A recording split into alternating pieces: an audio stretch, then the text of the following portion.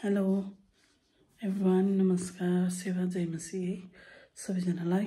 र फेरि पनि म धेरै अन्तरालको बादमा तपाईँहरूको अगाडि भिडियो लिएर आइरहेको छु है। र मैले मुटुमा यत्रो ढुङ्गा राखेँ जस्तै भएर मैले चाहिँ तपाईँहरूको अगाडि एउटा भिडियो लिएर आएको छु होइन। यो भिडियो चाहिँ के भन्दाखेरि तपाईँले कतिजनाले जान्नुभएको कुरो, कतिजनाले चाहिँ याद पनि छैन होला है। मेरो आप्पा चाहिँ अस्तिको दिन सन्डेको दिन चाहिँ बित्नुभयो है। र त्यो दिन चाहिँ के भयो भन्दाखेरि म अगाडिको दिन चाहिँ बिहामा गएको थिएँ है। मैले त्यो बिहाको पनि कभरेज गरेर तपाईँलाई भिडियो लिएर मैले थाक राखिरहेको छु है, मैले भिडियो ल्याउनुको लागि होइन। तपाईँलाई म हरेक दुःख, हरेक सुखको, हरेक कहाँ जाँदाखेरिको, खाँदै गरेको म तपाईँलाई देखाउँछु है। किनभने तपाईँहरू मेरो एउटा फ्यामिली हुनुहुन्छ भनेर चाहिँ मैले सोचेको थिएँ है। तर त्यस्तो नहुँदो रहेछ। किन भन्दाखेरि चाहिँ मैले भिडियो चाहिँ बनाइराखिरहेको थिएँ, म अलिकति डिस्टर्ब पनि थिएँ है। त्यही कारणले गर्दा मैले तपाईँहरूको अगाडि भिडियो ल्याउन सकिनँ होइन। र मेरो आप्पा बिमारी हुनुभएको धेरै भयो है। फेसबुकमा हुने, मसँग जोड्नु भएकोले त तपाईँले थाहा भएकै कुरो हो। तर अस्तिको दिन चाहिँ सन्डे बिहान चाहिँ मैले एकदमै ढिलो खबर पाएँ है। मेरो आप्पा 4-10 यहाँनिर गान्तोक पाङथाङमा बित्नुभयो दाजुको घरमा। अनि आप्पा दाजु दिदीको हातमा आप्पा बित्नुभयो है। तर मैले चाहिँ 4-10 बित्नु हुँदाखेरि पनि मैले चाहिँ 6 बजी मात्रै इन्फर्म पाएँ है, ढिलो खबर पाएँ। देन म चाहिँ त्यहाँदेखि हामी आइहाल्यौँ है गान्तोक आएर यहाँनिर भोलिपल्ट फिनोरेलको कतिवटा सेवाकाहरू भएको थियो। र मैले मैले देखाउनै पर्छ भनेर चाहिँ मैले मेरो फ्यामिलीहरूलाई देखाउनै पर्छ। किन मेरो घरको मात्रै यहाँ भएको सदस्य मात्रै मेरो फ्यामिली होइन नि त। किनभने युट्युबमा जतिजना जुन भएको छ सबैजना मेरो फ्यामिली हो। त्यही कारणले गर्दा चाहिँ मैले मेरो आप्पाको फ्युनरल सर्भिसको है बताउनुपर्छ भनेर चाहिँ मैले होइन मैले भिडियोहरू बनाएको छु है। तपाईँहरूको अगाडि राखिरहेको छु है। तपाईँले अन्तिमसम्म हेरेर चाहिँ लाइक, सेयर, कमेन्ट गरिदिनुहोस्। अनि फेरि एकदमै मलाई चाहिँ एकदमै नमिठो लागिरहेछ। किनभने सधैँ आउँदाखेरि आप्पा हुनुहुन्थ्यो यहाँ घरमा। र आप्पाको एब्सेन्स अहिले हामीले एकदमै आप्पालाई मिस गरिरहेको छौँ होइन। बिहान उठेकोदेखि नै होइन, अब आप्पालाई बिहान उठेदेखि नै हामीले आप्पालाई खाजा, चियापानी होइन, आप्पालाई के खानु मन परेको छ त्यो विषयमा लिएर, आप्पासँग बेडमा बसेर बात मारेको कुरोहरू लिएर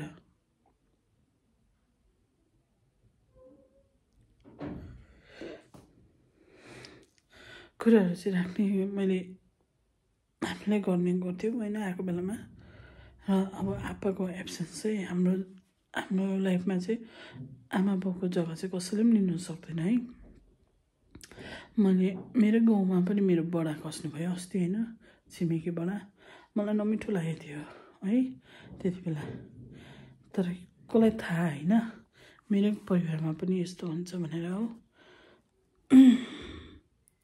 केही छैन, जे हुन्छ है प्रभुको इच्छाद्वारा नै हुन्छ। त्यही कारणले गर्दाखेरि है मैले तपाईँलाई देखाउनै पर्ने रहेछ भन्ने विषय लिएर चाहिँ मैले यो भिडियोहरू तपाईँहरूको अगाडि ल्याएको छु है। तपाईँले हेरेर लास्टसम्म हेरेर तपाईँले माया दिनुहोस् होला।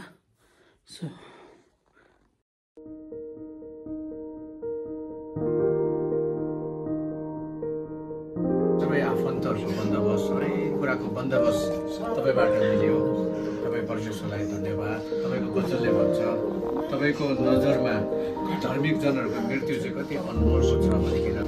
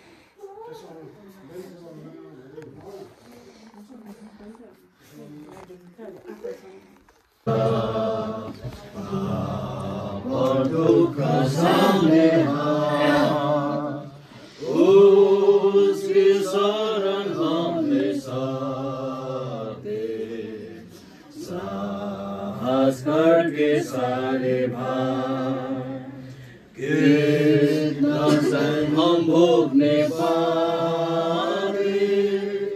कितने दुख से बचेंगे जो हम सभी बात में जाके प्रभु को बताएंगे। क्या परीक्षा में हम पड़े हो भी कोई व्याकुलता, आशा प्रभु ही पधार दे, उसके कान में सब बता। प्रभु को दास प्रभुलाई बहुत मान्ने प्रेम गर्ने यसरी नन्डप जान्छ। उहाँलाई प्रभुले उठाउनु गयो हिजो बिहान, उहाँलाई हामी बिदा दिएन। अहिले यहाँ परिवार बाहिर फेरि सबै सर्व परिवार इष्टमित्रसँग हामीहरू बिदा दिन छ। यहाँ चाहिँ परिवार घनिष्ठ जो नजिकको सम्बन्धकोहरू छ अहिले यहाँ भित्र छ। एउटा कुरो चाहिँ हामी जानो, यो हाम्रो बिदा चाहिँ सधैँको लागि होइन, क्षणिक थोरै समयको लागि मात्र। एक दिन फेरि हामीहरू भेट्नेछौँ, यही आशामा हामी सबै बाँच्नु परेको छ। आउन चाहिँ प्रार्थना गरौँ। प्रेमी परमेश्वर पिता,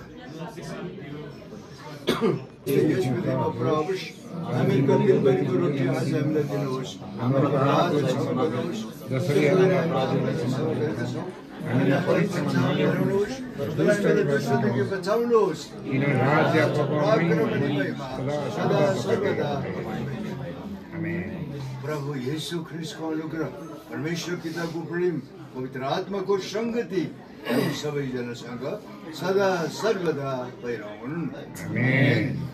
सुन्दर बिहानी घमाइलो दिन दिनुभएको लागि हाम्रो प्रार्थना छ। यो समय यो वातावरण आज दिनभरि होस् जबकि तपाईँको दासबाट ऋणक लगिनेछ। जम्मै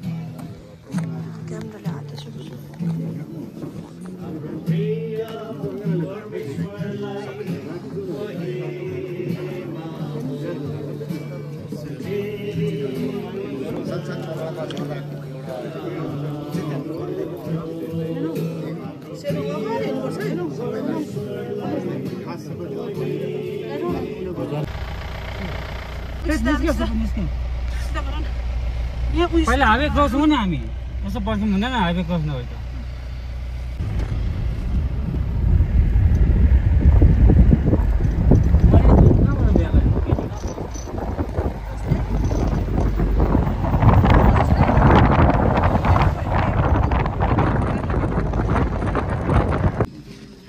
परिवारको तर्फबाट यो सेवालाई हामी सुरु गर्नेछौँ र हजुरहरू सबैजनालाई मेरो आग्रह छ, तपाईँहरूले यो समय विशेष श्रद्धाञ्जली दिनलाई आउनुभएको छ। तपाईँहरूले बरु आफूलाई अरूलाई डिस्टर्ब नगरिकन तपाईँहरूले बसिदिनुहुन्छ भन्ने म आशा गर्छु, किनभने हामी यहाँ त्यति धेरै समय लिँदैनौँ, किनभने सबै उहाँको सेवाहरू पान्लुङ गान्तोक उहाँहरूको जो वासस्थान छ उहाँ नै भइसकेको छ।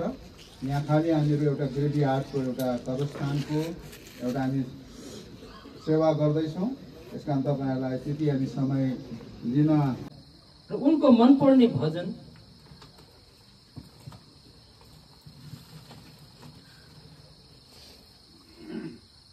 स्तुति होस् प्रभु क्रिस्टको उहाँले सधैँ गाउनुहुन्थ्यो। स्तुति होस् प्रभु क्रिस्टको भजन उनको प्रार्थना उनको जीवनको धुन थियो। र उहाँको मनपर्ने बाइबल पाठ योहन्ना 14:1-3 हुन्, जसमा यसरी लेखिएको पाउँछौँ, तिमीहरूको हृदय विचलित नहोस्, तिमीहरू परमेश्वरलाई विश्वास गर्दछौ, मलाई पनि विश्वास गर।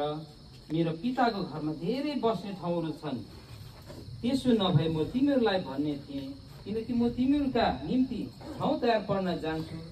अब यदि मैले गएर तिमीहरूका निम्ति ठाउँ तयार पारेँ भने म फेरि आउँछु र तिमीहरूलाई म कहाँ लैजान्छु, र जहाँ म छु त्यहाँ तिमीहरू पनि हुनेछौ।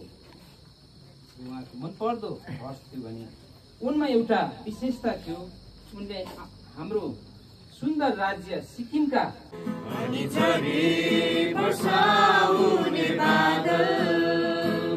फेरि कहिले फर्केर आउँदैन, जबसम्म यो मुटु धड्कन्छ, जबसम्म यो सास रोकिँदैन, अनि झरी वर्षा हुने बादल फेरि कहिले फर्केर आउँदैन।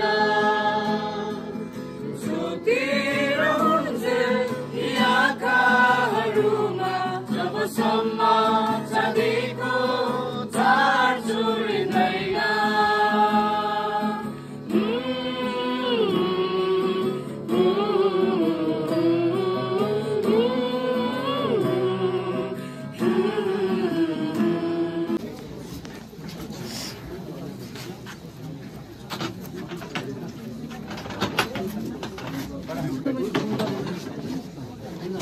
यही